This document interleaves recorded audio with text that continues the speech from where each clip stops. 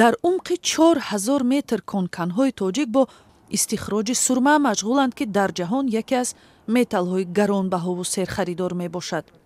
сурмаро ҳам дар саноати ороишӣ ва ҳам дар истеҳсоли силоҳ истифода мекунанд. дар кони сари тоғи воқеъ дар ҳудуди ноҳияи айнӣ, ки марбут ба ширкати Талко Голд аст, садҳо коргар ҳамарӯза дар паҳнои 50 километр бо истихроҷи маъдани сурма машғуланд.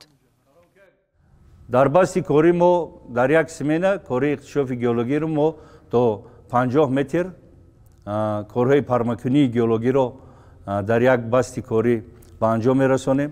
корҳои нахканӣ бошад то 54 метр, корҳои нахканӣ дар як смена ба анҷом расонда мешавад.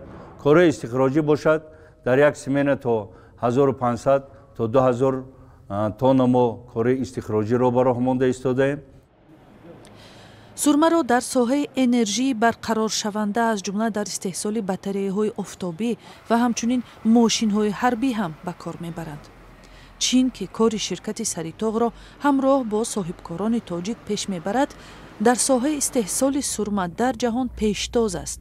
вале айни замон Русия, Иттиҳоди Аврупо, Иёлоти Муттаҳидаи Амрико ва Халиҷ дар талоши ҳифзи мавқеи худ дар ин ришта дар бозори ҷаҳонӣ мебошанд. маъдани сурма дар Тоҷикистон бисёр конҳои нағз дорад.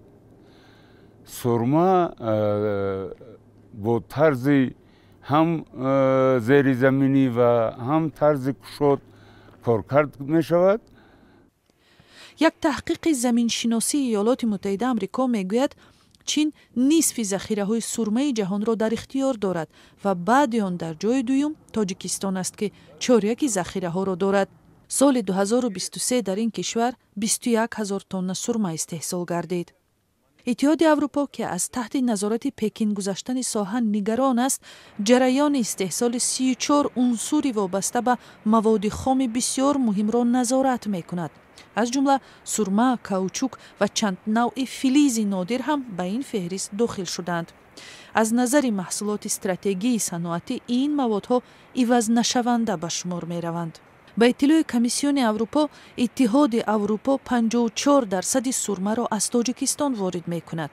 соли гузашта нархи сурма рекордӣ шуд ва Чин дар воридоти ин маҳсулот маҳдудиятҳое ҷорӣ намуд. дар Тоҷикистон, ки яке аз кишварҳои нодори собиқ шӯравӣ мебошад, истихроҷи маъдан яке аз самтҳои афзалиятноки иқтисодӣ дониста мешавад. инҷа фабрики маъдантозакунӣ ҷое ки шумо мебинед, мо дар як сутка дар як шабонарӯзӣ 5000 тонн маъданро коркард мекунем.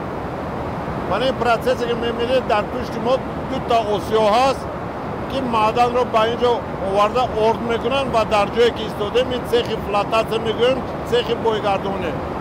мо дар ҳаминҷо ба воситаи хим реагентҳо, моддаи кимиёвӣ мо металлро аз маъдан ҷудо карда дар инҷо мегирем. таъсиси чунин истеҳсолоти азим бо сармояи ҳангуфти Чин дар соли 2022 ба роҳ монда шуд. дар нақшаи оянда таъсиси корхонаи тозакунии сурма ва аз ин роҳ тамаркузи назорати истеҳсоли сурма дар дохили Тоҷикистон аст. Чин тадриҷан ҷойгузини нуфузи Русия мешавад ва аз ҳоло дар истихроҷи маъдан дар Осиёи марказӣ нақши аввалро мебозад.